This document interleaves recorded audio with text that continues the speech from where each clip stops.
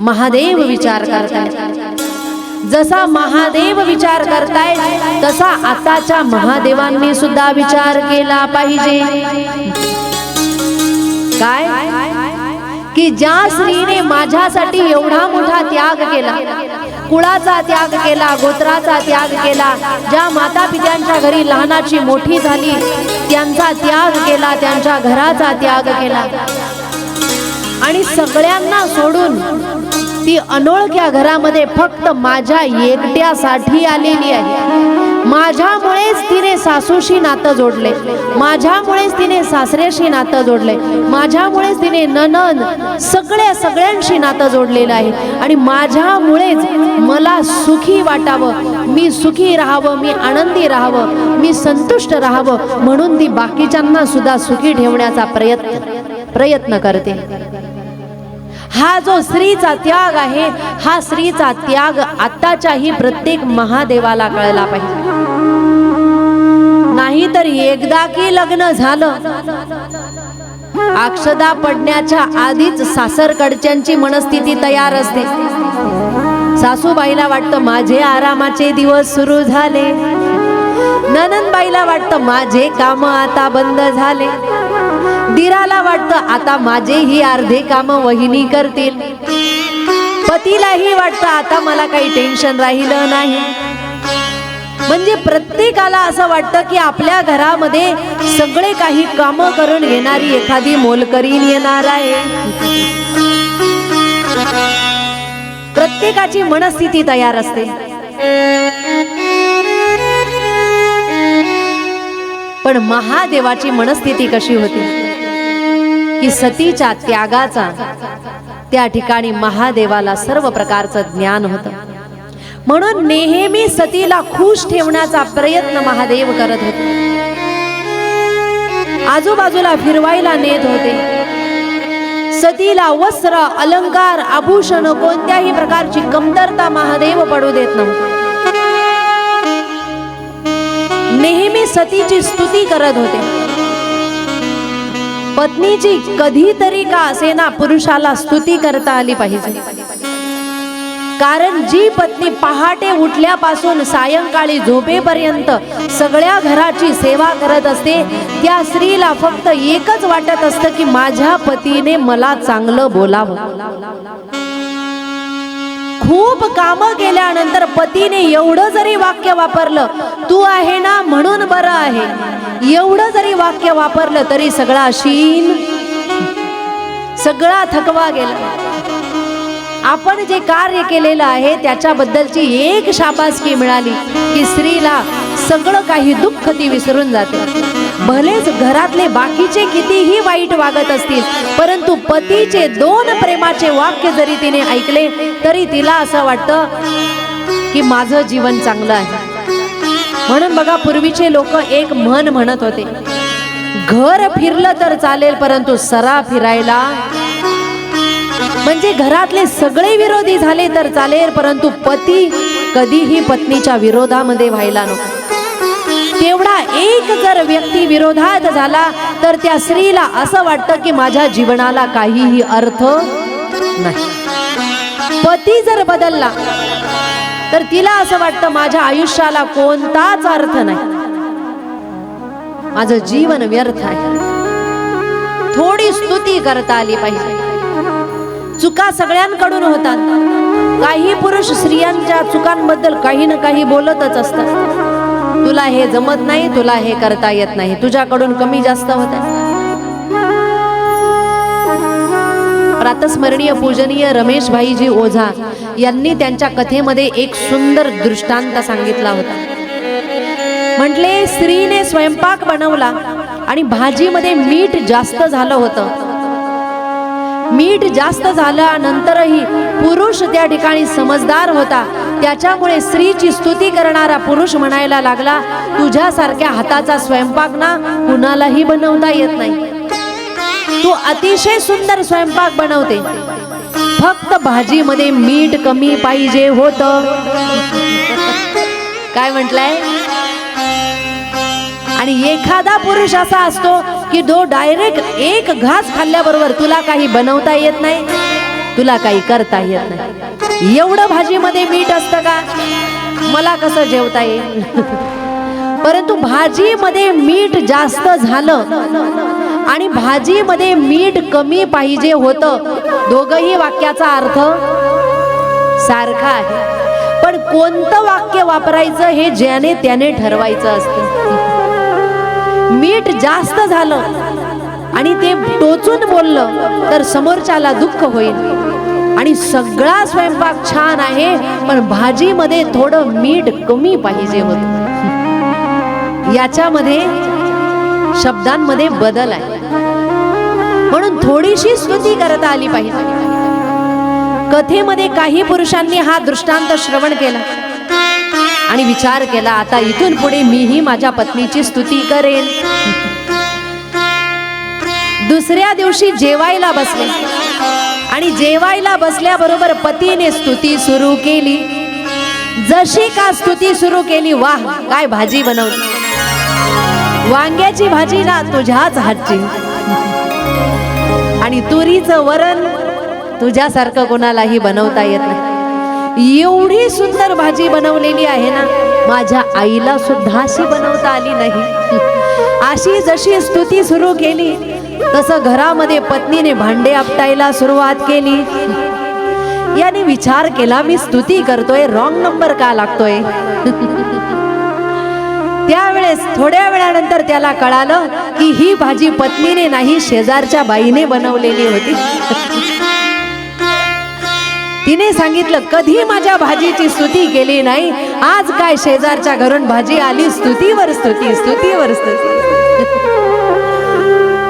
म्हणून स्तुती करण्याच्या आधी विचार केला पाहिजे की नेमकी आपण स्तुती योग्य व्यक्तीची करतोय का, योग्य पदार्थाची करतोय.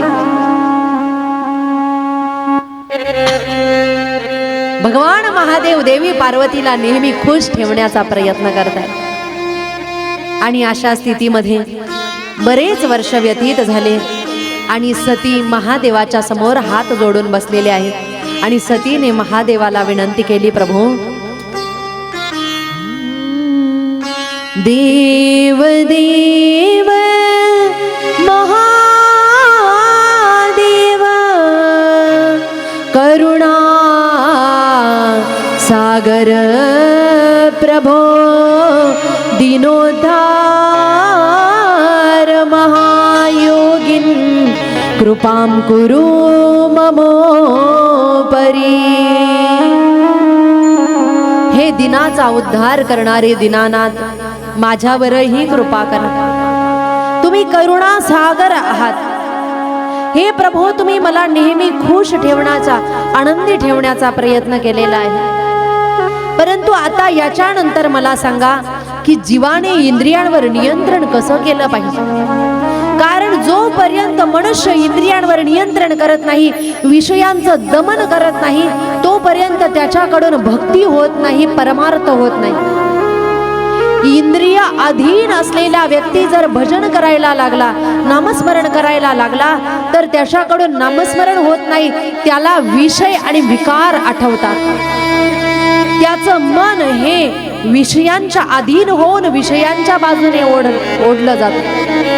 त्याच्यामुळे तो कधीही भक्ती करू शकत नाही, भजन करू शकत नाही, परमार्थ करू शकत नाही. सांगा, आत्मोद्धारासाठी सर्वसामान्य जीवाने काय केलं पाहिजे?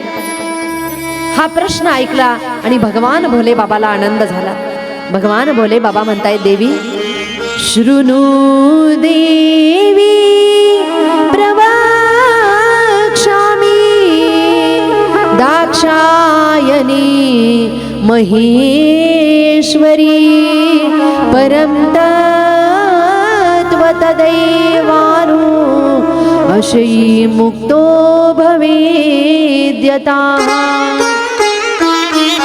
देवी, हे दाक्षायणी म्हणजे दक्षाची कन्या, दाक्षायणी, हे महेश्वरी म्हणजे महादेवाची पत्नी महेश्वरी, तुमच्याकडून मला हीच अपेक्षा होती की भवसागरातून जीवाने तरण्यासाठी अजून काय केलं पाहिजे.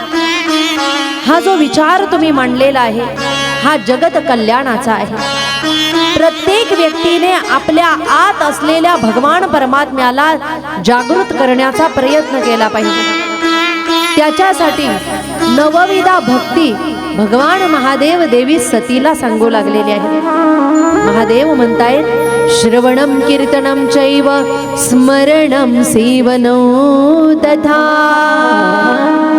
दास्यं तथार्चनो देवी वंदनं मम सर्वदा. श्रवणं कीर्तनं स्मरणं सेवनं दास्यं अर्चनं वंदनं मम सर्वदा. म्हणजे ही जी 8 प्रकारची भक्ती आहे भगवान महादेव सांगतात.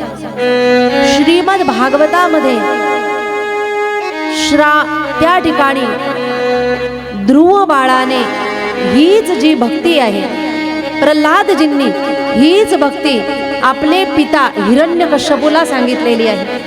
श्रीमद भागवतामध्ये प्रल्हादजींनी आपल्या वडिलांना सांगितलेली आहे. रामचरित मानसमध्ये रामप्रभूंनी नवविधा भक्ती ही शबरीला सांगितलेली आहे आणि शिवपुराणामध्ये हीच नवविधा भक्ती भगवान भोले बाबांनी देवी सतीला सांगितलेली आहे.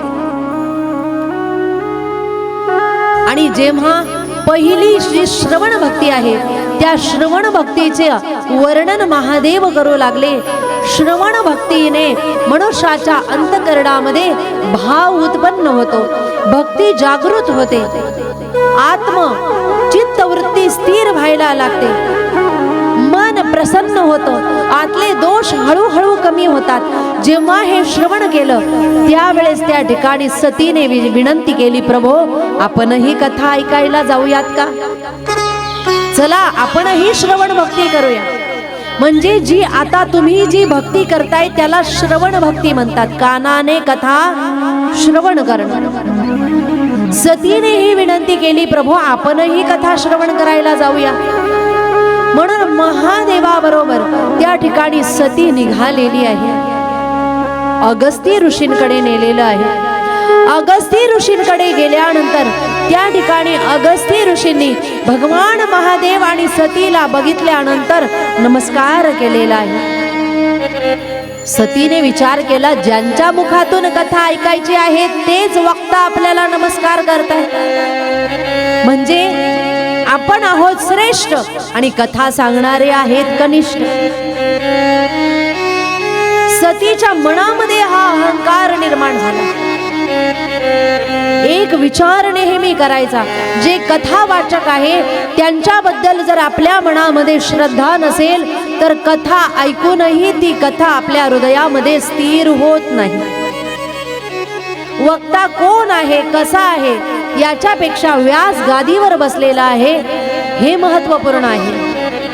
आणि सांगणाऱ्या वक्त्यामध्ये साक्षात शुकदेवजींचं दर्शन केलं पाहिजे. वक्त्याला श्रेष्ठ समजलं पाहिजे. परंतु कथा रामकथा सांगितलेली आहे. सर्व रामकथा त्या ठिकाणी शिवजींनी श्रवण केलेली आहे. परंतु सतीने त्या ठिकाणी लक्ष दिलं नाही. कथा झाली आणि भगवान महादेव सतीला घेऊन निघाले. जसे कैलासाकडे निघाले, जाता जाता त्यांचं पृथ्वीवर लक्ष गेलं.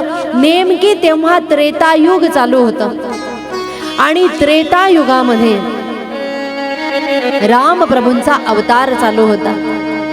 अवतार कार्य चालू असताना सीतेचं हरण झालेलं होतं